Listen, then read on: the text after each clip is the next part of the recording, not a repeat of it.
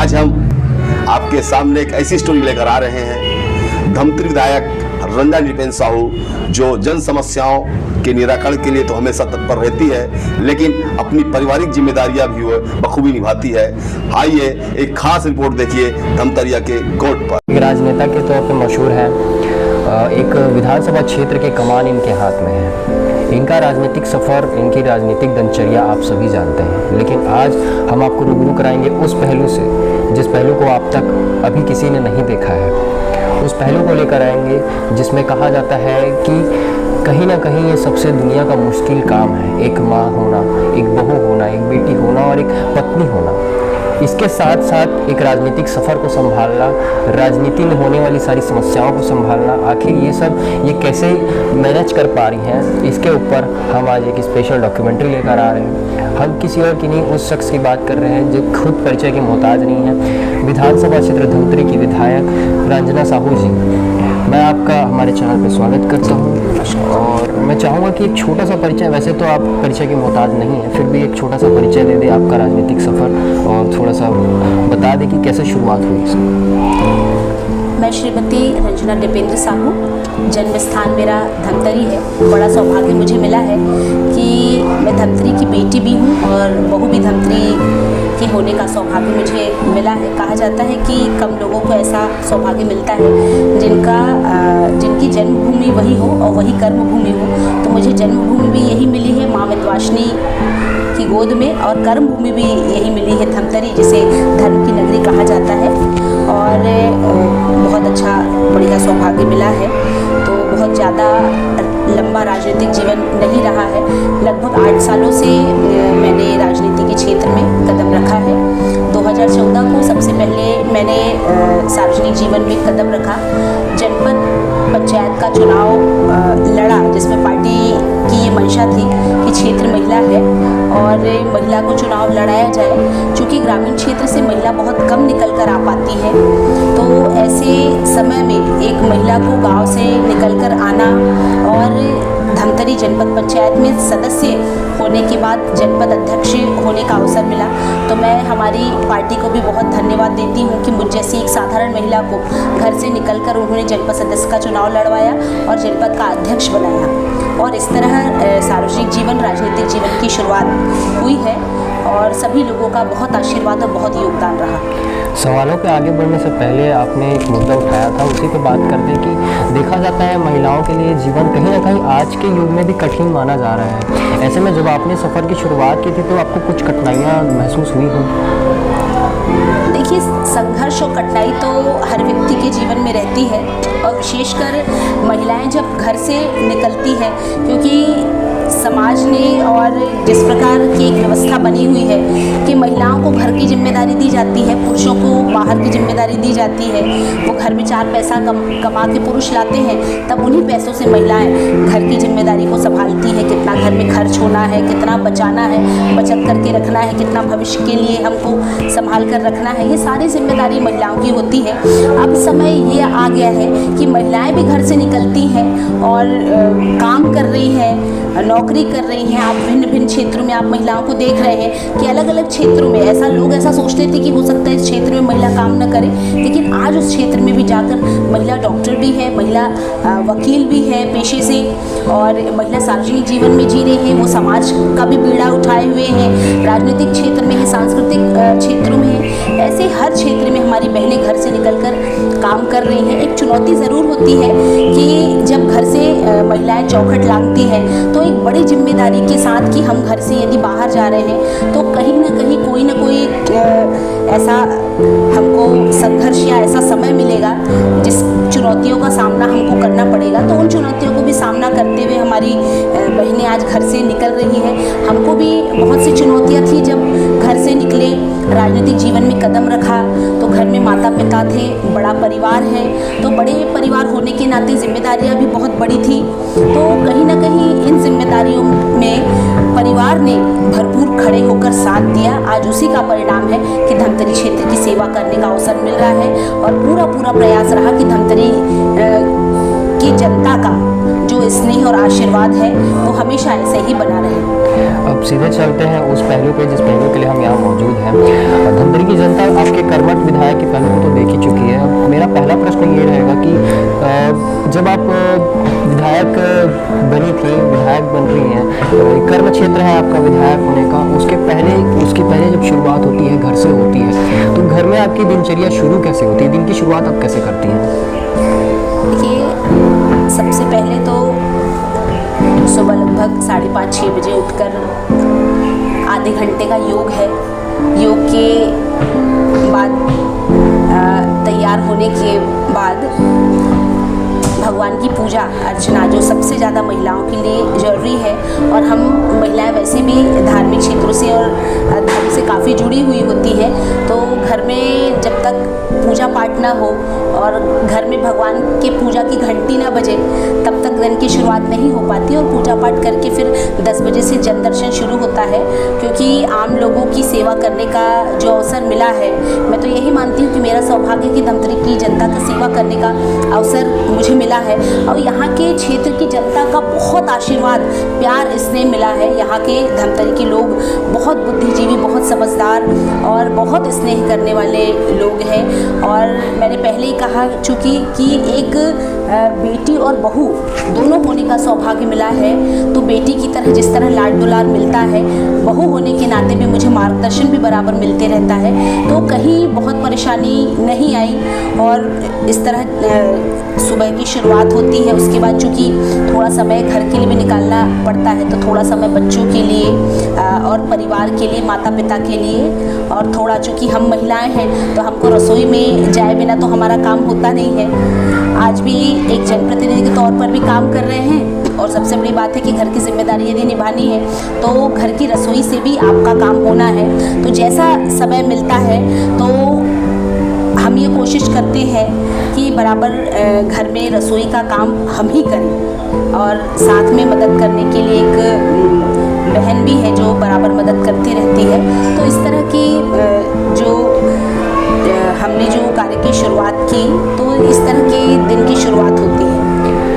माना जाता है, आज के युग में देखा जाता है कि कुछ लोगों की शिकायत होती है, चाहे वो महिला हो चाहे वो पुरुष हो, कि घर में जो कार्य होते हैं, अगर कोई व्यक्ति काम कर रहा है, कोई जॉब में है, किसी फील्ड में है, तो उसको लगता है कि यार कि घर में काम करना उतना ज़रूरी नहीं होता है। सिर्फ बाहर जॉब करते करते कुछ लोगों का 10 से 9 बजे, 10 से 10 बजे तक का वर्क टाइमिंग होता है। उसके बाद वो घर के लिए समय निकालना उचित नहीं समझते। उनको लगता है कि घर के कामों के लिए अभी समय नहीं बचा है, हम थक चुके हैं, तो आराम करना चाहिए। तो ऐसे में आप एक विधायक हैं, आपके ऊपर जाहिर सी बात है बोझ है बहुत बड़ा और बहुत बड़ी जिम्मेदारी है, उसके बावजूद आप वक्त निकाल पा रही, तो ऐसे लोगों को आप क्या कहना चाहेंगे? देखिए, आप जिस क्षेत्र में हैं, जिस फील्ड में हैं, और हम सब तरह के काम करते हैं। अलग अलग क्षेत्र में जो महिलाएं जुड़ी हैं वो सब तरह का काम करती हैं। शारीरिक परेशानी के साथ साथ कभी मानसिक परेशानी भी होती है कि कई प्रकार के लोग मिलते हैं, कई प्रकार की चर्चाएं होती हैं, कभी किसी ने कुछ कह दिया तो उससे भी कहीं ना कहीं मानसिक परेशानी होती है।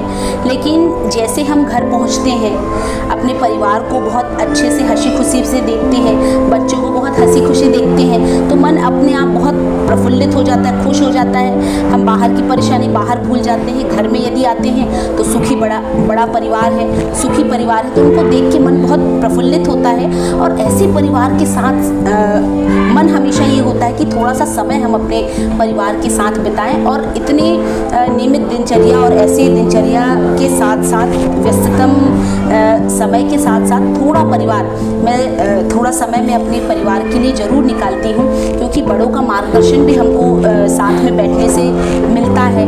बच्चों को भी यदि पढ़ाना है, थोड़ा उन्हें कुछ बताना है, उनको भी सामाजिक या अन्य क्षेत्रों में उनसे भी कुछ बातचीत करनी है, चर्चा करनी है। चूँकि हम राजनीतिक जीवन में हैं तो बच्चे भी हमसे कभी कभी पूछते हैं कि आप ये काम कर रहे हैं तो यहाँ पर आगे और क्या है, हमको कैसे करना है, तो सारी जानकारी भी बच्चे हमसे लेते हैं। तो इस तरह थोड़ा समय यदि परिवार को देते हैं तो वो हमारे लिए भी बहुत अच्छा है, और अन्य लोगों के लिए, विशेषकर घर परिवार के लिए बहुत अच्छा है कि इतना समय हम अपने परिवार को भी दे रहे हैं। निश्चित रूप से जैसे महिलाएं हैं तो महिलाएं थोड़ा यदि समय परिवार को देती हैं, बच्चों को यदि देती हैं, तो वो जो एक मनमुटाव या एक जो टकराहट एक जो परिवार में होती है वो कभी नहीं होगी, क्योंकि हम अपना समय यदि अपने कारोबार, बिजनेस या अपने जो एक, चाहे आप सरकारी कर्मचारी हो, वकील हो, डॉक्टर हो, जो भी जिस पद पोस्ट में आप काम कर रहे हैं, उसके साथ साथ यदि परिवार को भी हम समय देते हैं, निश्चित रूप से जब वार्ता होती है दोनों के बीच, जब चर्चाएं होती है परिवार के बीच, आपके बीच